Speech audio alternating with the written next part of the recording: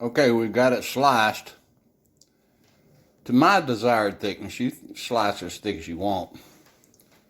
Had quite a bit of it. Look, I ain't doing nothing but putting salt, pepper, and garlic. SPG.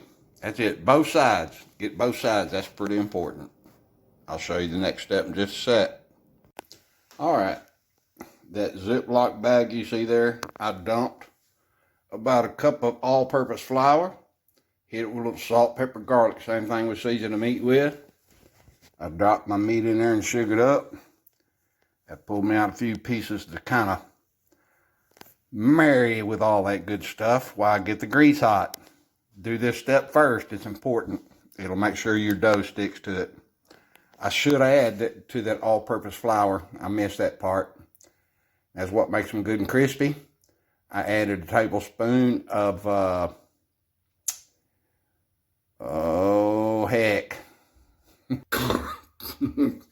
cornstarch. When you get old, you get forgetful. But cornstarch will give you crispness. And it helps that stuff stick too, I think. I don't know. And it helps with the texture and the tenderness. Or so the Chinese people say so. Anyway, do that before you get your grease hot. We're fixing to start on that right now.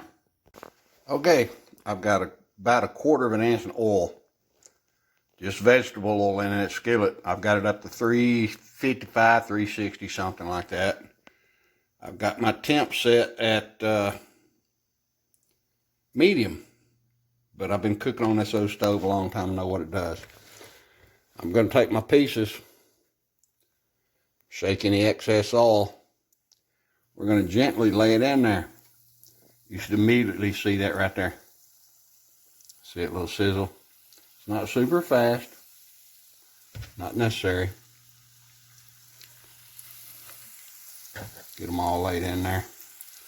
The secret on this right here is once they hit that oil, leave them alone. Don't fiddle with them. Don't mess with them. That's where most people mess up. They think once they hit that hot oil, they got to be fooling with it. Don't fool with it. Leave it be for a few minutes. Let that crust, that breading you worked so hard to get on there, get it lasting in there. And don't throw that flour away. You can sift that out and reuse it again.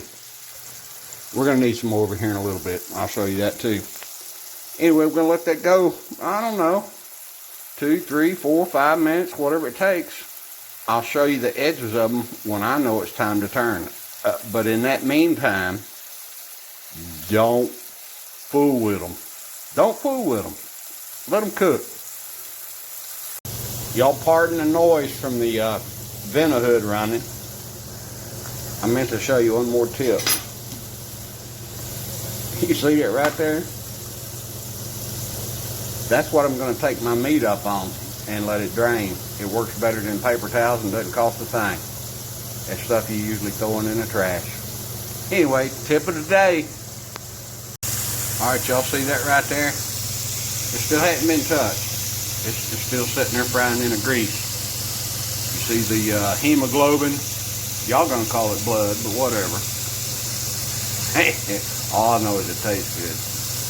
Has come to the top, and most of the flour that's on the top has melted into the meat.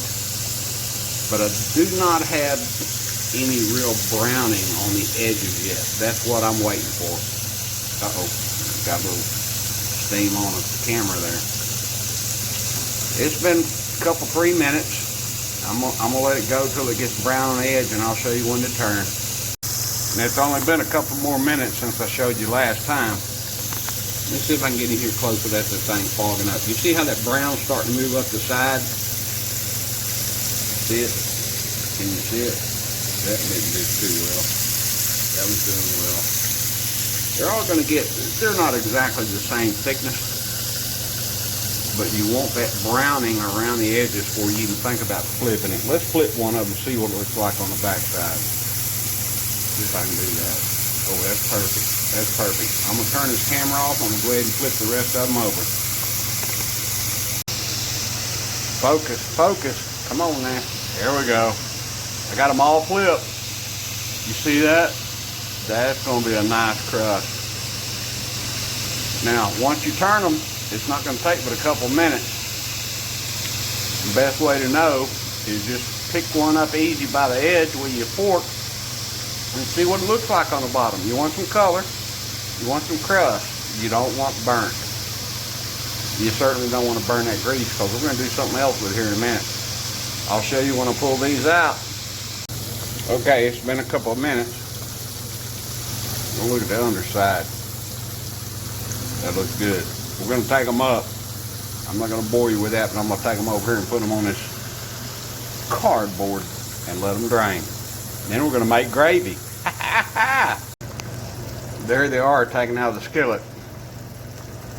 Now, if you don't want gravy, this would be a good time to start and eat.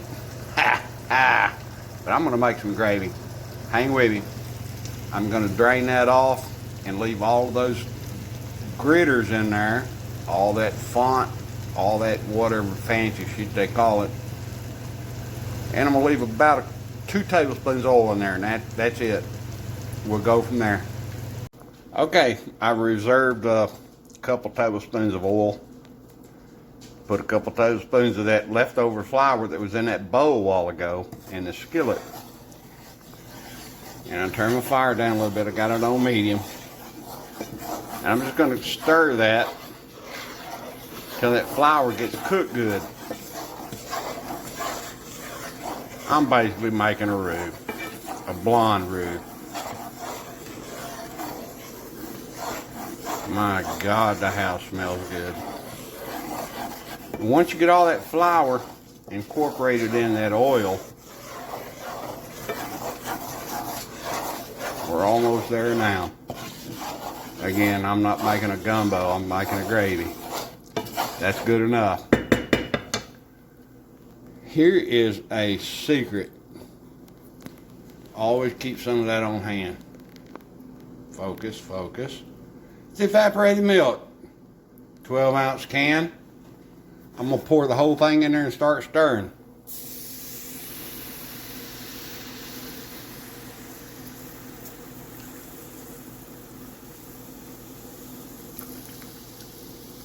There we go. And I'm going to stir that and continually stir it until it's starting to thicken. Won't take long. But once that happens, I'm going to add some water and some black pepper. I like a lot of black pepper in my gravy.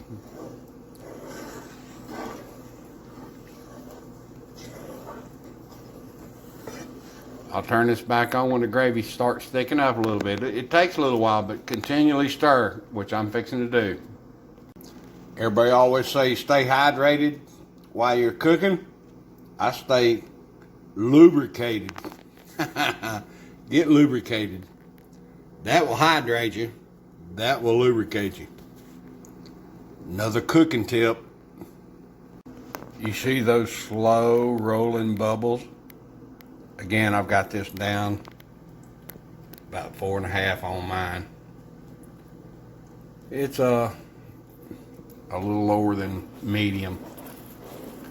I have added about 1/2 cup of water so far. And it looks like that's going to be a pretty good gravy right there. I'm going to cook that about 2 more minutes. At this point, if you don't trust your seasoning, you can taste your seasoning and add salt if needed, but I wouldn't do so. It's going to be good, y'all.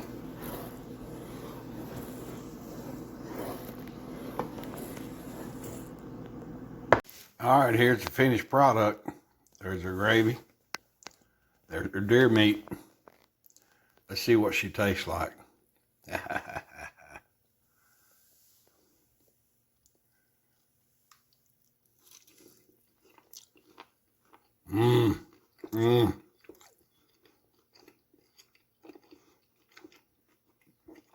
Y'all pardon the chomping, but that is better. That is better The Dairy Queen steak fingers with gravy. Y'all got to try some. It's good, y'all.